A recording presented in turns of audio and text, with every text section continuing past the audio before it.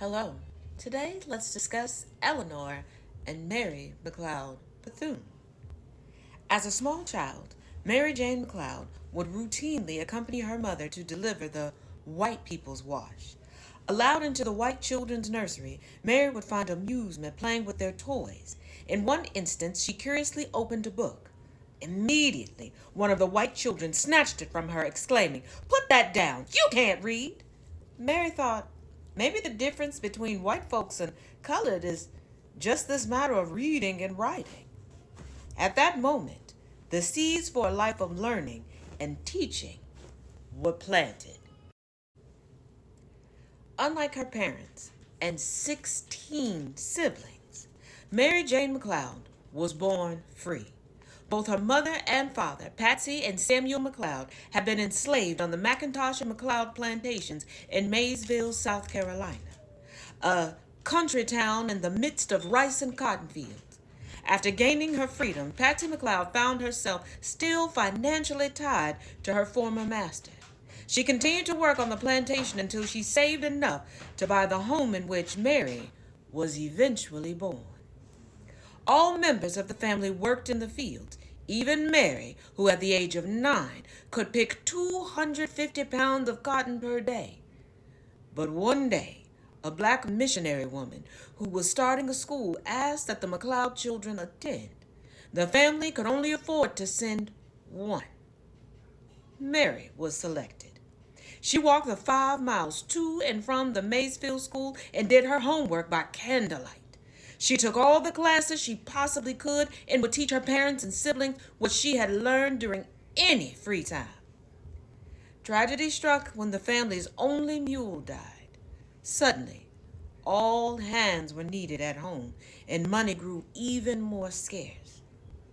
Mary, devastated by the thought of leaving her studies, returned home to work. Remarkably, at this time, a dressmaker in Denver named Mary Christman offered the Maysville School scholarship money for one student to continue her studies. Again, Mary was chosen, but this time went off to the Scotia Seminary for Girls in Concord, North Carolina.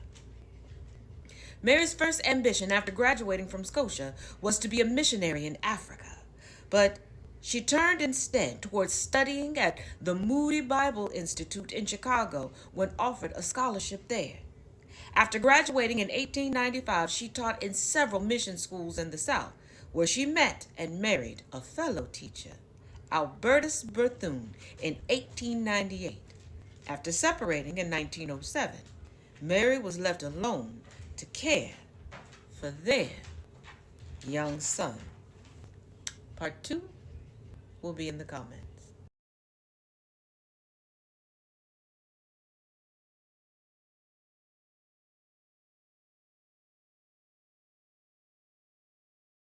Part 2. 1 year later, Mary Bethune returned to her life's passion. Hearing that the labor needed to build a railroad on Florida's east coast was attracting a significant amount of the South's black population, Bethune strategically purchased a 4-room cottage near Daytona Beach. Soon after, in 1904, the Daytona Normal and Industrial Institute for Girls opened with only 5 students. Through her tenacity and resourcefulness in fundraising, the school expanded to include 250 students in just 2 years later. The school gained in popularity and eventually merged with the Cookman Institute for Men in Jacksonville to form Bethune-Cookman College in 1923. As its original founder, Bethune served as president of this institution, one of the nation's few colleges open to black students until 1942. With the success of her school, Bethune went on to be a spokesman for her race and her gender. In 1935, she founded the National Council of Negro Women in New York. Franklin Roosevelt appointed her as director of the Division of Negro Affairs of the National Youth Administration, a position she occupied from 1936 to 1943. She was particularly well suited to this role because it allowed her to reach the nation's black youth with her zeal for education. Roosevelt also considered her one of his foremost advisors in the unofficial Black cabinet in his administration. He frequently consulted with her on minority affairs and interracial relations.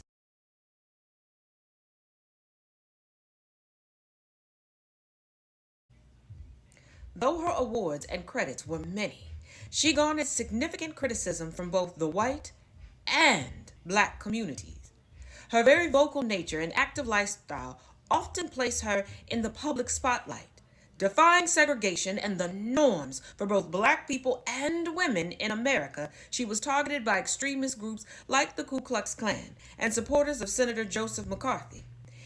In her 1952 My Day column, Eleanor Roosevelt lamented an instance in which a school in Englewood, New Jersey, canceled an invitation for Bethune to speak because of her alleged connections to the Communist Party. Refuting such associations, Eleanor wrote, "If she did belong to any communist organizations, I am sure with her keen mind she soon discovered something wrong and was not a member for long. If she went to them to speak, she undoubtedly did them good." Many within the black community found fault with Bethune's educational philosophy. In the tradition of Booker T. Washington, the prominent black educator Bethune felt it more important to educate black people in vocational occupations so that they might support themselves rather than provide them with an education geared towards higher learning. "My people need literacy," she said, "but they needed even more to learn the simples of farming, of making decent homes, of health and plain cleanliness." Other black leaders found this problematic. Ida B. Wells, following W.E.B. Du Bois's philosophy, felt that access to higher educational professions should not be denied black people in educational facilities. Arguing against Bethune, Wells wrote that to sneer at and discourage higher education would mean to rob the race of leaders which it so badly needed. All the industrial education in the world could not take the place of manhood. This was a divisive issue when Bethune triumphed over Wells for the presidency of the NACW in 1924, and it continued to be a contributing factor in the dissension within black organizations for years to come. Despite such controversy, many appreciated Bethune's leadership. Applauding her wisdom and her goodness, Eleanor dedicated a My Day column in memoriam to the black educator at the time of the latter's death in 1955. In 1933, Bethune wrote of the black woman, "She has been quick to seize every opportunity which presented itself to come more and more into the open and strive directly for the uplift of the race and nation. In that direction, her achievements have been amazing. In her efforts, Bethune aspired to be this woman. Her inner strength and passion for education made her a truly remarkable figure of her time."